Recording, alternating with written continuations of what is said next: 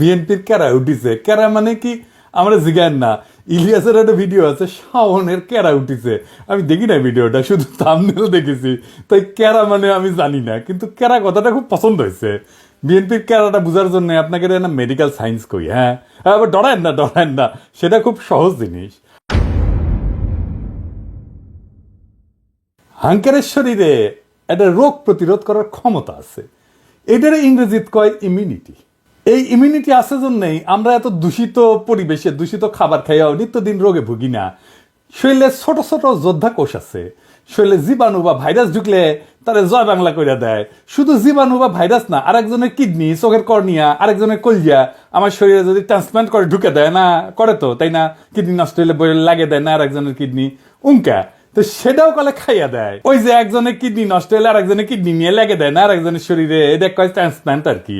তো ওই ট্রান্সপ্লান্ট করলে না ওই যোদ্ধা কোষ খাইয়া দেয় কলে, বুঝছাও, ওই যে যেটা ট্রান্সপ্লান্ট করছে, যেটা ঢুকাইছে, সেই জন্য ট্রান্সপ্লান্ট করার পরে মেলা ওষুধ খেতে হয় ওই যোদ্ধা কোষগুলোকে থেমে রাখার জন্য, চেপে রাখার জন্য। তো ওই যোদ্ধা কোষের কেরা হইলে নিজের শরীরের রূপে নিজেই ঝেপে পড়ে, তার মানে শরীরের এই চামড়া মনে হয় তার নিজের চামড়া না, এটা অন্যের চামড়া, ব্যাস তাহলে শেষ, শরীরে সোরেসিস হবে।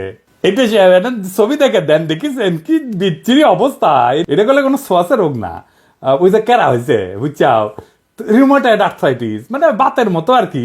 তো এটাও কেরা, হাত হুত বেঁকে বুকে যায়, ব্যথা তো আছেই, ছবি দেখান এডিটর সাহেব। তারপরে টাইপ 1 ডায়াবেটিস, ডায়াবেটিস করে দুই ধরনের, টাইপ 1 আর টাইপ 2। হ্যাঁ, তো টাইপ 1 মানে যেটা জন্ম থেকে হয়, তো ছোটবেলাতে হয়, এটাও কলে ওই কেরা রোগ, বুঝেছেন। তো এটা ডাক্তারি ভাষায় কয় অটো ইমিউন ডিজিজ। আমি যদি ডাক্তারি বই লিখলামিনি তাহলে এই রোগ রে লিখলামিনি, নিজের নিজেই মারে, এত খারাপ কথা কেঁকে করে লেখা যায়, তাই কেরা রোগ লিখলামিনি, কেরা ইনকা কেরা হয়েছে বিএনপি, ওই নিজের দলের ইতিহাস ঐতিহ্য অবদান, এমনকি জিয়া খালেদার সিলসিলার বিরুদ্ধে দাঁড়াইছে। কেমনে দাঁড়াইছে আসেন দেখি। জিয়াউর রহমান বাংলাদেশের রাজনীতিতে কয়েকটা বেসিক মৌলিক কন্ট্রিবিউশন আছে, অবদান আছে। কি কি? 1 নাম্বার, তিনি বাকশালী শাসন থেকে গণতান্ত্রিক ব্যবস্থা উত্তরণ ঘটাইছিলেন। এর ইন্টারেস্টিং ব্যাপার হইতেছে যে বাংলাদেশই পৃথিবীর ইতিহাসে প্রথম এবং একমাত্র দেশ যা মার্শাল ল অধ্যাদেশ দিয়ে গণতন্ত্রের উত্তরণ ঘটেছিল। আমরা এই প্রসঙ্গে পরে আসবো, কারণ বিএনপির কর্মীদের জানা উচিত যে তাদের নেতারা দলের আদর্শ, নীতি, উদ্দেশ্যের সাথে কি বিপুল প্রতারণা কইরা দলটারে ধ্বংস করিচ্ছে। 2 নাম্বার, জিয়াই বাংলাদেশের নাগরিকদের প্রথম পলিটিক্যাল আইডেন্টিটি দিচ্ছেন। পলিটিক্যাল আইডেন্টিটি খুব গুরুত্বপূর্ণ একটা জাতির জন্য, এটা দেশের জন্য, রাজনৈতিক জনগোষ্ঠী হিসেবে গড়ে ওঠার জন্য। আমার জনগণ কোথায় ভারতীয় জনগণের চাইতে আলাদা, আমরা কিভাবে পশ্চিমবঙ্গের বাংলাভাষী বাঙালির চাইতে আলাদা, এইটা 72 সংবিধানে ছিল না। এটা জিয়ার খুবই মৌলিক কন্ট্রিবিউশন। 72 সংবিধানে আমরা বাঙালি জাতি, বাংলাদেশের সকল নাগরিকের জাতিসত্তা বাঙালি। আমরা কি সবাই বাঙালি? ইন্ডিয়া মুক্তিযুদ্ধের সময় পোস্টার করে দিয়েছিল যে বাংলার হিন্দু, বাংলার বৌদ্ধ, বাংলার খ্রিস্টান, বাংলার মুসলমান, আমরা সবাই বাঙালি না। আমরা সবাই বাঙালি না। বাংলাদেশের স্বীকৃত 50টা নৃগোষ্ঠী আছে, চাকমা, মারমা, সাঁওতাল, গারো, ত্রিপুরা, বম, ম্রো, হাজং, খাসিয়া আছে না। আমাদের এই ছোট দেশে 47টা ভাষা আছে, কি বিপুল বৈচিত্র্য আছে, সবাইকে আপনি বাদ দিয়ে দিবেন বাঙালি কয়া? এই যে ইনক্লুশন, সবাইকে নিয়ে আসা, এটা কে করেছে? জিয়া করেছে, আমাদের বাংলাদেশি জাতি পরিচয় দান কইরা। 3 নাম্বার, বাংলাদেশকে পদানত রাখার ভারতীয় বয়ান মুজিববাদ, যা এই 72 সংবিধানের রাষ্ট্রীয় মূলনীতি 4টা: গণতন্ত্র, সমাজতন্ত্র, ধর্মনিরপেক্ষতা, বাঙালি জাতীয়তাবাদকে জয় বাংলা করে দিছিল জিয়াউর রহমান। ধর্মনিরপেক্ষতাকে প্রতিস্থাপন করেছিল পরম করুণাময় আল্লাহর উপর পূর্ণ আস্থা এবং বিশ্বাস দিয়া। সংবিধানে বিসমিল্লাহির রহমানির রহিম যুক্ত করেছিল। আমি এক এক করে দেখাচ্ছি কি কি করেছিল। সংবিধানের প্রস্তাবনার প্রারম্ভে বিসমিল্লাহির রহমানির রহিম তো সংযোজন করেছিলেন। রাষ্ট্র পরিচালনার মূলনীতি হিসেবে 8-1 ক অনুচ্ছেদে লিখেছিলেন, সর্বশক্তিমান আল্লাহর উপরে পূর্ণ আস্থা এবং বিশ্বাসী হইবে যাবতীয় কার্যাবলীর ভিত্তি। 8 ক অনুচ্ছেদের আর এক রাষ্ট্রীয় মূলনীতি সমাজতন্ত্রের পরিবর্তে লিখেছিলেন, অর্থনৈতিক এবং সামাজিক ন্যায় বিচার অর্থে সমাজতন্ত্র। 25-2 অনুচ্ছেদে রাষ্ট্র ইসলামী সংহতির ভিত্তিতে মুসলিম দেশগুলোর মধ্যে ভ্রাতৃত্ব সম্পর্ক সংহত, সংরক্ষণ এবং জোরদার করিতে সচেষ্ট হইবে, এই মর্মে নতুন অনুচ্ছেদ সংযোজন করেছিলেন। ধর্মভিত্তিক রাজনৈতিক দল গঠনের উপরে সাংবিধানিক বাধা অপসারণ করেছিলেন। একদলীয় বাকশাল ব্যবস্থা বাতিল করেছিলেন এবং সুপ্রিম কোর্টের একটা মৌলিক এখতিয়ার পুনর্বলবৎ করছিলেন। এই সুপ্রিম কোর্টের মৌলিক এখতিয়ার কি, যা জিয়া আবার বলবৎ করেছিলেন? কি সেটা? খুবই গুরুত্বপূর্ণ, আসেন এরা বুঝে দেখি।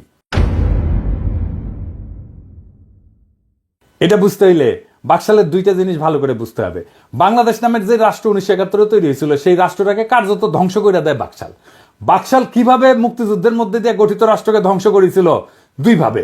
এক, বাকশাল যে আইনে হয়, সেই 4th সংশোধনী আইন 1975 সংবিধানের অনুচ্ছেদ 11 সংশোধন করে বলা হয়েছিল, ইংরেজিত এটা, ইংরেজিত যেতে কইছে তাই ঠিকই কইছে, তাই না?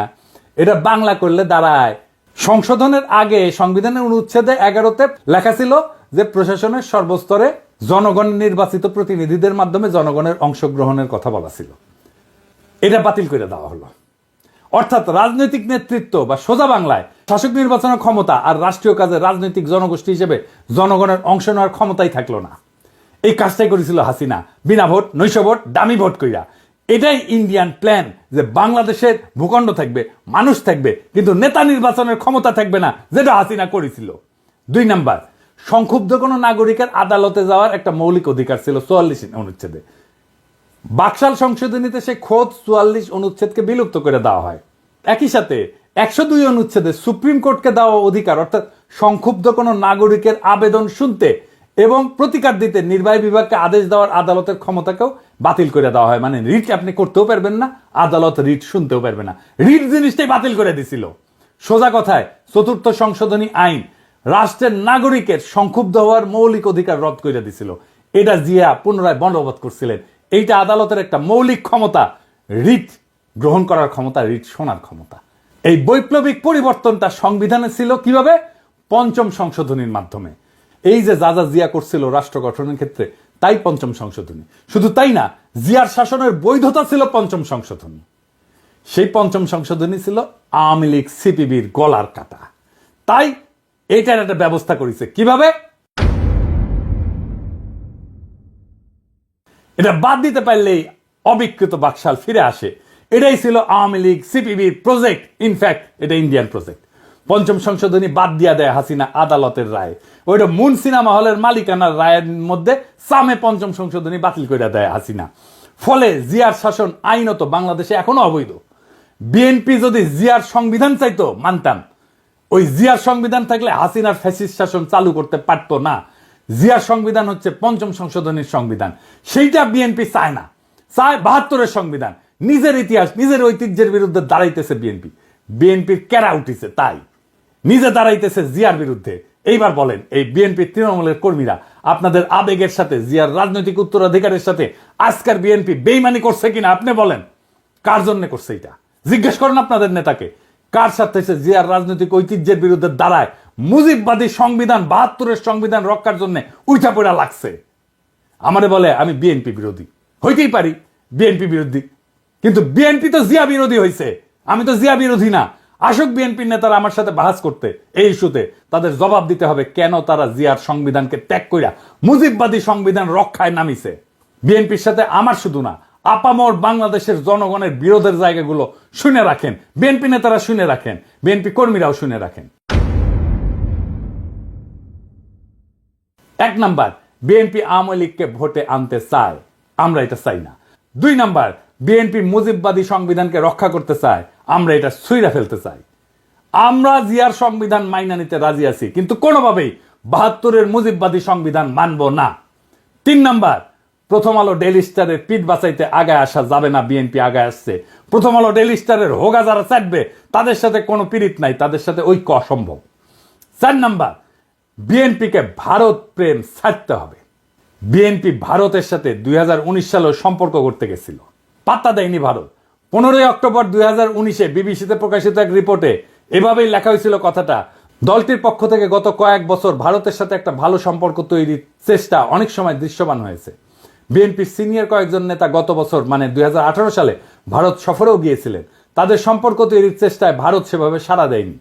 এমনকি বিএনপির একজন অতি গুরুত্বপূর্ণ নেতা প্রকাশ্যেই বলছেন বিএনপির রাজনীতিতে ভুল ছিল, মানে ভারত প্রশ্নের রাজনীতিতে ভুল ছিল। বিএনপির রাজনীতি ভুল ছিল, খালেদা জিয়ার রাজনীতি ভুল ছিল, জিয়ার রাজনীতি ভুল ছিল। এই আস্পর্ধা কোথায় পাইছিল সেই নেতা? আমরা তখনই বিএনপিকে এলাই ভাববো, সহযোদ্ধা ভাববো, যখন এই 4টা প্রশ্নে বিএনপি স্পষ্ট স্ট্যান্ড নেবে। এখানে পলিটিক্যাল স্ট্যান্ড নেওয়াই রাজনীতি, টেম্পু স্ট্যান্ড দখল করা রাজনীতি না। মৌলানা ভাসানী আওয়ামী লীগেরই নেতা ছিল। আওয়ামী লীগ তারা ওন করতে পারে নাই, তাই মাওলানা ভাসানী আওয়ামী বিরোধীদের আদর্শিক নেতা হয়েছে। আপনাদের ভাগ্যেও সেই ঘটনা ঘটতেছে। আপনারাও জিয়ার রাজনীতি ওন করতে পারতেছেন না। আগামীর বাংলাদেশ জিয়ার দেখানো পথে হাঁটবে। জিয়ার 19 দফার প্রথম দফাই হচ্ছে সর্বতভাবে দেশের স্বাধীনতা, অখণ্ডতা এবং সার্বভৌমত্ব রক্ষা করা। সর্বতভাবে মানে সব রকম উপায়ে, রাজনৈতিক, সামরিক, কূটনৈতিক সহ যা যা পদক্ষেপ নেওয়া যায় সবভাবে।